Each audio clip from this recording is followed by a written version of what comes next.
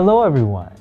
I'm your host, Daniel James II, and you're listening to The Culture Connect, the podcast for the South Carolina Commission for Minority Affairs, where we're celebrating 30 years of building bridges to resources and closing gaps within South Carolina's ethnic minority communities.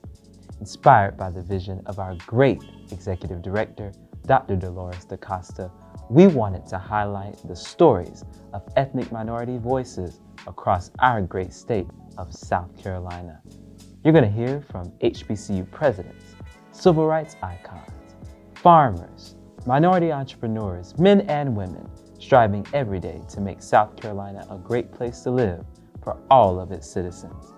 Be sure that you subscribe so that you don't miss the notifications for the next episode of The Culture Connect on all digital platforms.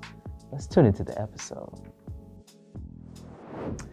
Dr. Dacosta, welcome to The Culture Connect today. Thank you so much for having me. Of course. Well, this feels a little bit like deja vu. We did this last year. Absolutely. And talked a little bit about where the agency was. We are now, this is the 30th anniversary episode. So Yes. I'm super excited about this new season. Tell us, because I understand our theme or vision for this year is building bridges and closing gaps. Can you tell us a little bit about what that means in relation to ethnic minorities and where it came from? Absolutely. When I came here 5 years ago, the agency was scattered. Everyone was operating in silos. They found their own niche and they wanted to just produce in their particular areas. Yeah. And that needed to change. We are a cross-cultural organization. The statute says that we are to represent African Americans, Native Americans, Asian, Pacific Islanders, and Hispanic Latinos. And that's the direction I've been leading this agency, helping staff to understand the importance of cross-cultural training, the importance of learning about different cultures other than the one that they have been assigned to work with. And in 30 years, I think that we've finally gotten to a point where we can see the fruits of our labor. We celebrated our 30th anniversary in June with a Building Bridges and Closing Gap scholarship event. In the room, we saw culture. We didn't see race. We saw culture because it's about the culture of people we represent and what they believe in and how we can work together as a group collectively and get things done. I love it. First of all, the 30th anniversary gala was beautiful. It was absolutely Thank beautiful. you. Once in a lifetime night. I think more now than ever, especially with the agency staff, from my understanding, since the time you started, having doubled, more than doubled, I think it is more important now than ever to really distinguish ourselves as a state agency and let the state of South Carolina know what we do. And they're knowing now more than they ever have. So I'm grateful about that, grateful for this 30th year. I want to ask you, because you mentioned this being, since the time you started, it's been about 5 years this year. What's the date? September 4th is my 5th anniversary. September 4th is your 5th anniversary of the agency. So give us some reflections of what you're proud of that's happened in the last 5 years. I know you talked a little bit about it at first, but give us a little bit more about some reflections about what's changed, what you're excited about, what's you're proud of that's happened in the past 5 years. I think some of the things that I'm proud of is the fact that I was able to come into an agency that was designated as a failing agency. We turned it around in 1 year. That came with replacing staff and filling positions with not just people who needed a job, but folks who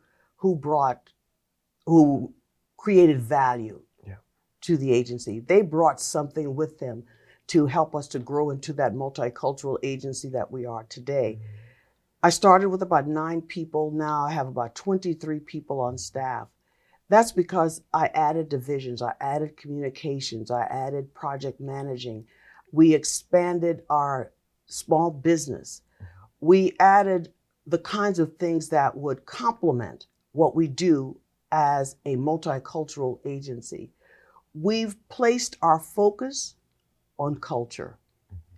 When we talk about building bridges and closing gaps, we're talking about those gaps that these particular cultures have experienced over the years.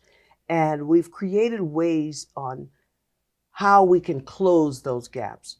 First being communication, next outreach, and through our research. Those three areas, they're the umbrella of the Commission for Minority Affairs. All the information that we gather will complement the different cultures that we represent in the state. That's what I'm mostly happy about. The research that we do. We can show the economic impact of Hispanics, Native Americans, and other cultures in the state. We can show the impact, whether it's job-related, housing, education. And what we've done over the last few years, what I've done as a leader, I require my staff to continue learning. I am a long-term learner. And professional development is at the top of my agenda for staff here at the agency, because my job is to grow new leaders for this agency or wherever they go. When someone decides to leave CMA, I want them to take knowledge with them that they can add value to the place where they're going.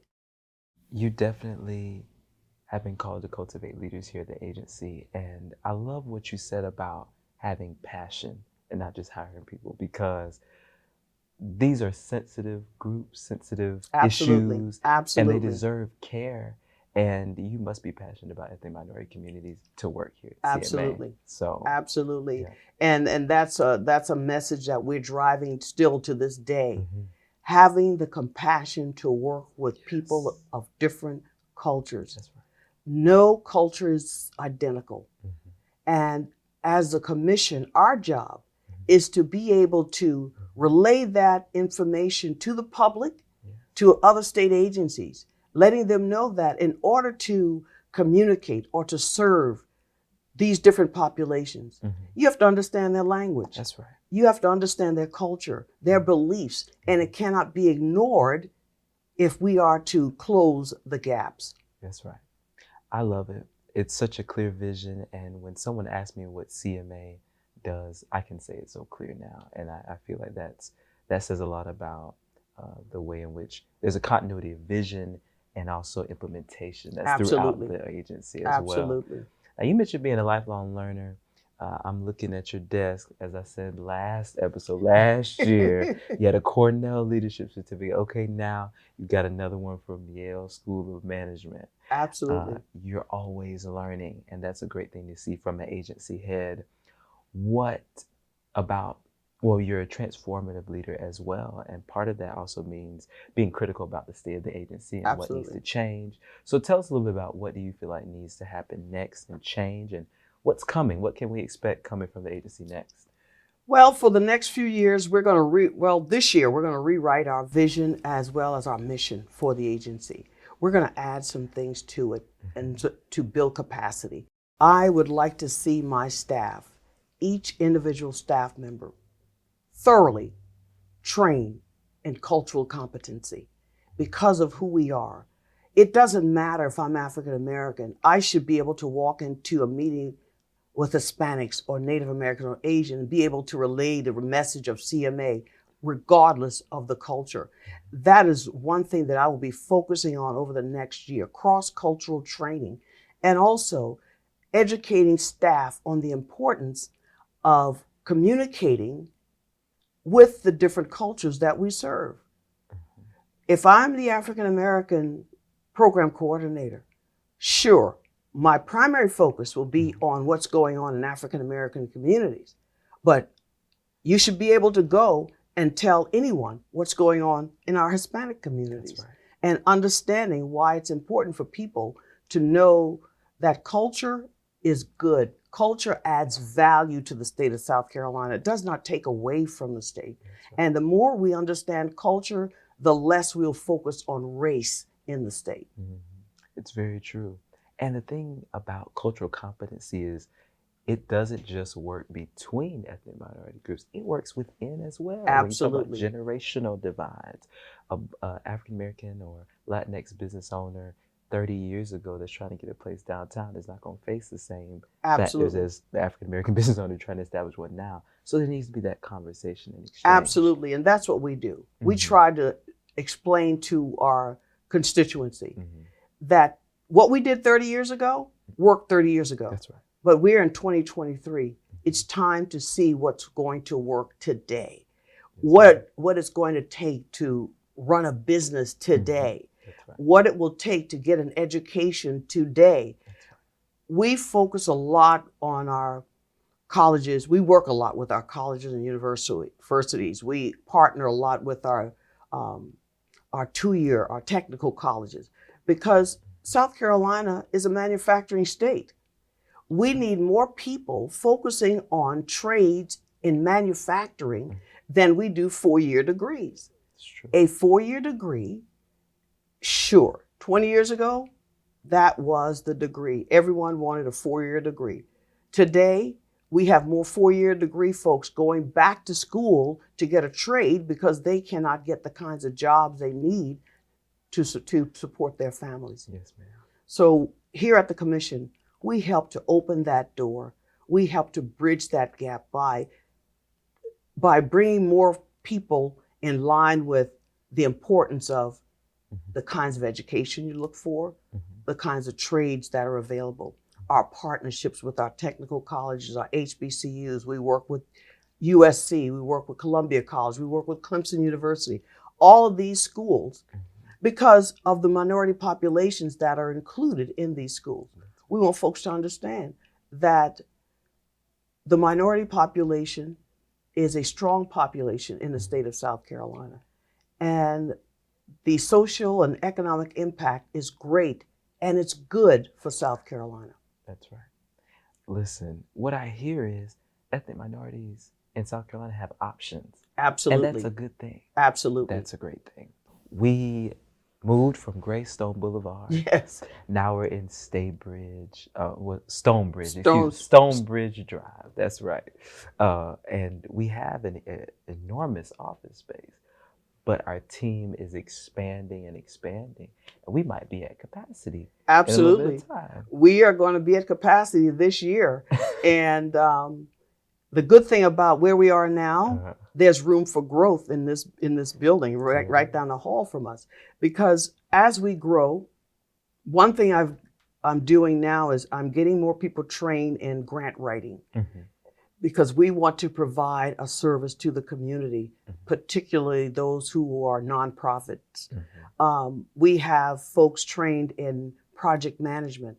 Our research is expanding beyond capacity here. And therefore, we need the space so that our research team that's growing will have the adequate equipment to work with, the best tools to help them to produce the best research that we can produce in this agency for South Carolina. So therefore, we're going to need more space for training. We're going to need more office space as we grow. We are expanding in our multicultural division. We will expand our small business division. We are trying to get to a point where we are a one-stop place for our multicultural activities. Yes. And doing that, we need the right space, we need the right technology, we need the right or the correct staff to manage that.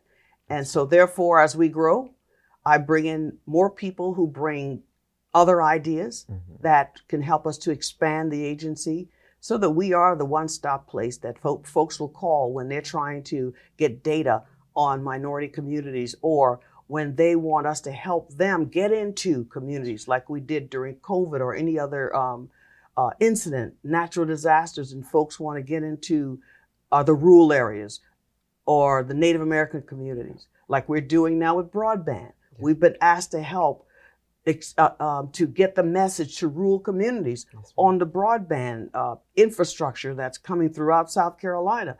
So CMA is at the center. Our job is to collaborate and to build capacity around the state through our partnerships and those who we work with daily to make sure that South Carolina has is creating opportunities for everybody, regardless of where they are from, regardless of their background. I love it, and I'm excited about the prospect of that as well. Now, we have one main office here at Columbia. Has there been any thought about extending our reach and having other offices across the state that represent CMA or extend its reach? Absolutely. I am considering satellite offices because it makes no sense for folks to travel here to CMA for help or what have you.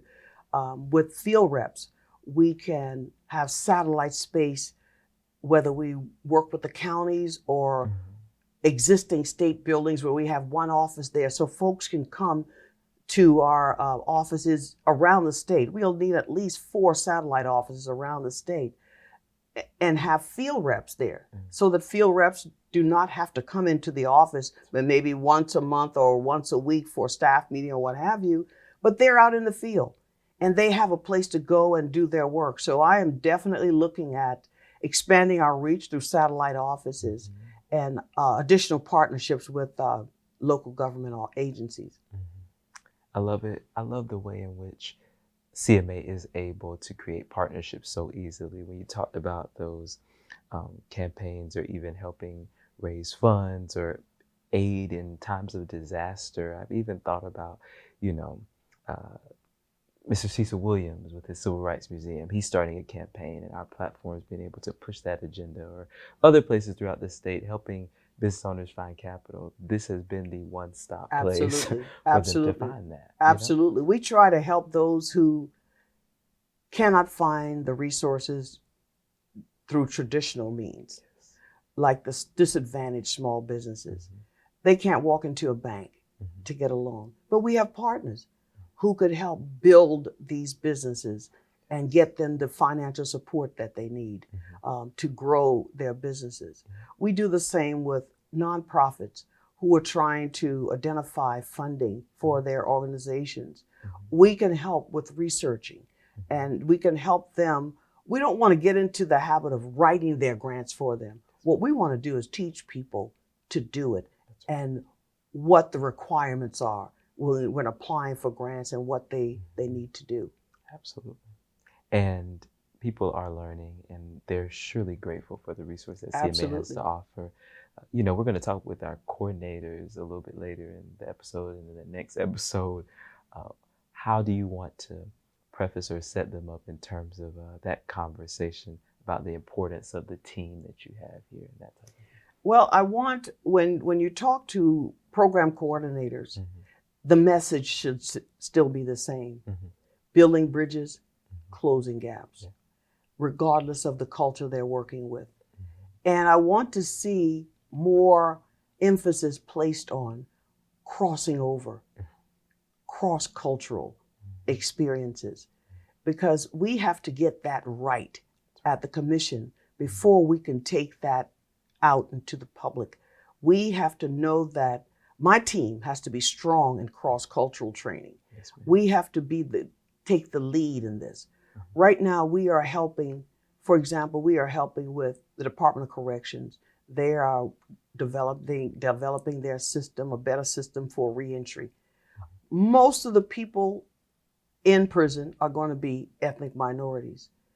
The commission has a responsibility to ensure that staff's trained well enough to offer guidance, resources, to help with that transitioning back into the communities, to ensure that as an agency, these folks really do get the second chance that they deserve.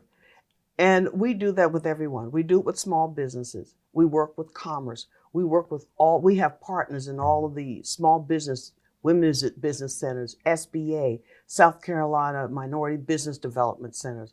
We work with them because we know the struggles. Our job is to connect the dots, building bridges, closing gaps. And that's the message we're going to carry for this agency over the next 5 or 10 years until these gaps get smaller and to build bridges become longer. That is beautiful. That is beautiful, Dr. Dacosta. Are there any final words? Because we're about to wrap up, but anything you want to leave in the minds of our audience just about CMA or what you want them to take from the face of the agency? The commission is here to be the messenger about the beauty of culture in the state of South Carolina, Yes. the value of culture in South Carolina, the social and economic impact of culture in South Carolina. We want folks to understand that culture will be the focus over the next 10, 15 years, probably around this country, because of the growth in ethnic minority communities that will soon be the majority in the population around this country collectively. Understanding culture will help us to understand what that's going to look like 10 years from now. Our job at CMA is to educate people on the beauty of culture, the impact of culture, and why we need to embrace culture and encourage others to do the same. I love it. It's all about social impact here at CMA. That's right.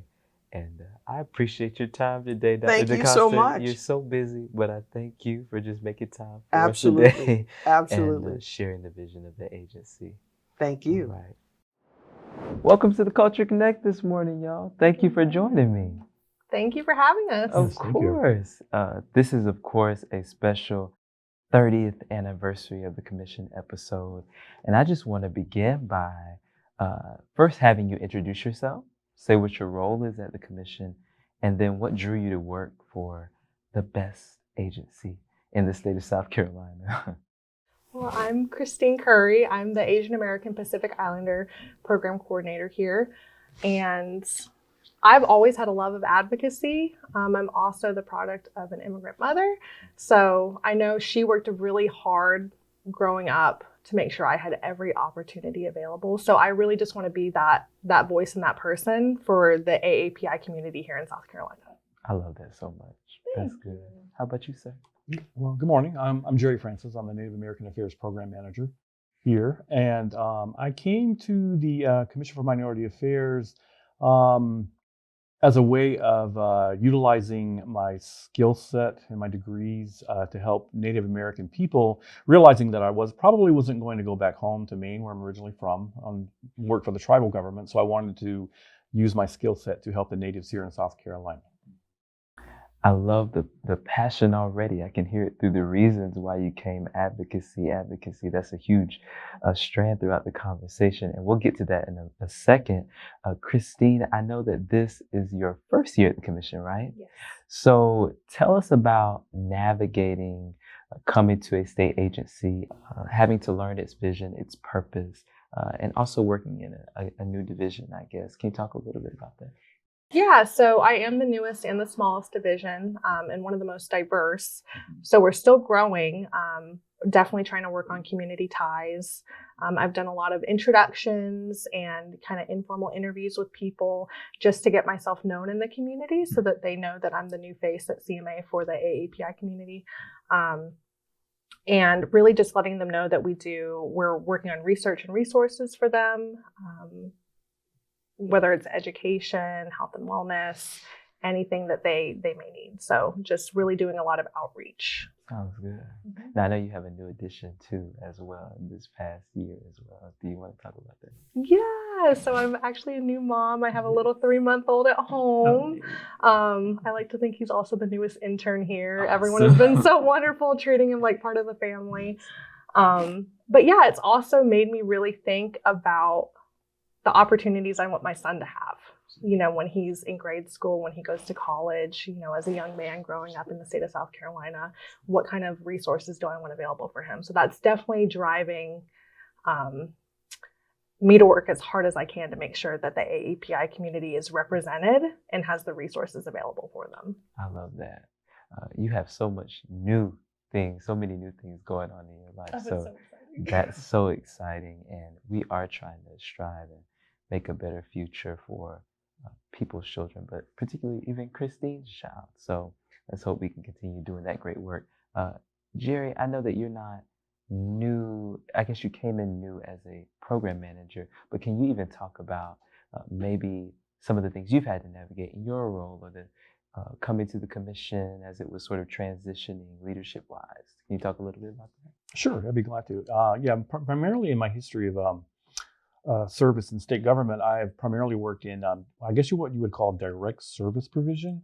So in coming here, with CMA not really being per se a direct service agency, I had to adjust to it being in more of that research mode, and still locating resources, but not actually directly providing them to a constituent base.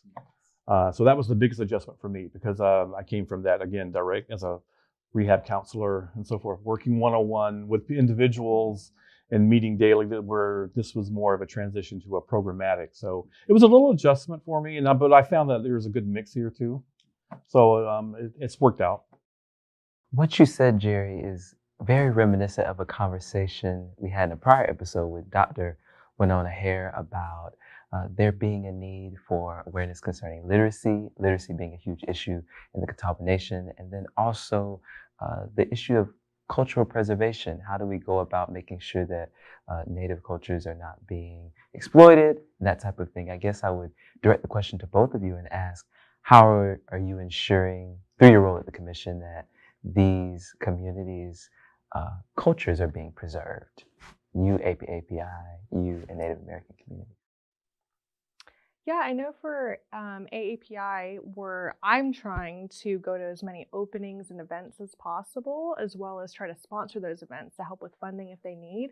Because I think when people see cultures in action, whether it's food or a festival or dances, it really brings it alive for people, and then there's the interest there. So I think it also helps bring the different minority groups together. So, if you go to an AAPI event, you're not just going to see Asian Americans there, Pacific Islanders, you're going to see, other cultures as well that are showing up that, kind of have that connection as well.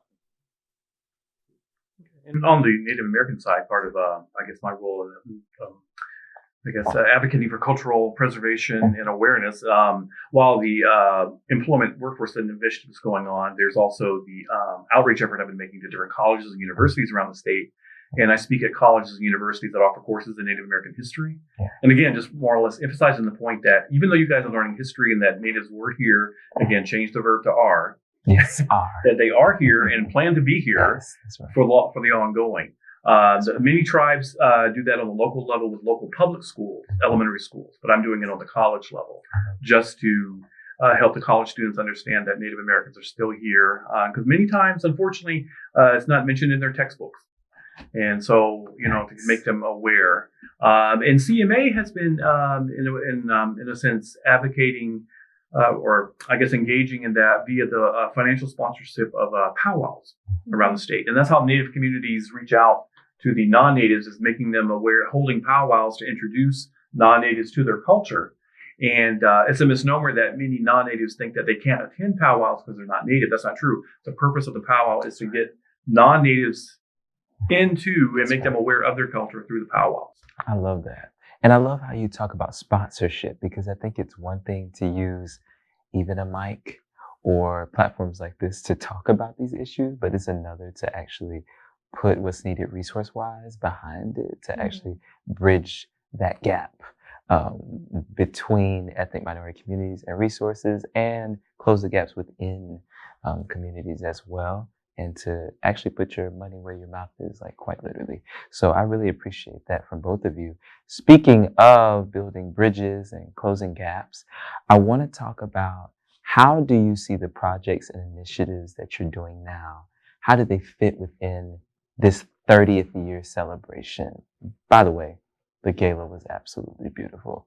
But I want to sort of ask you, how do your projects and initiatives, how do they fit within the 30th year vision for the Commission to build bridges between resources and ethnic minority communities, and then close gaps within ethnic minority communities in South Carolina?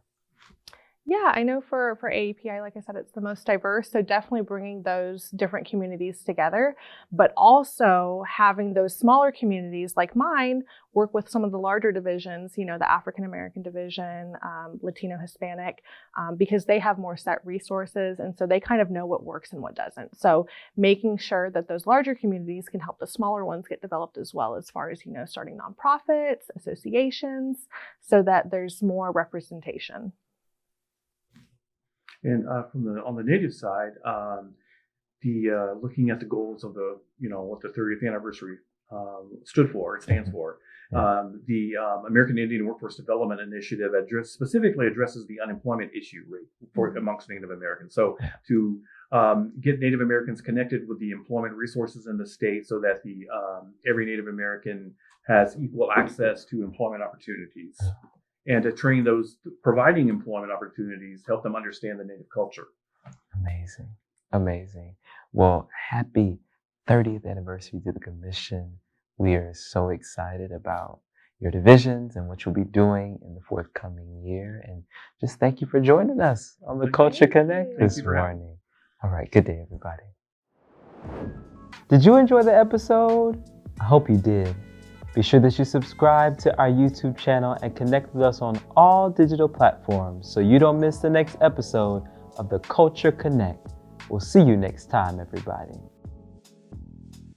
Join us for part 2 of episode 1 as we talk more with our program coordinators in our 30th anniversary episode of the Culture Connect.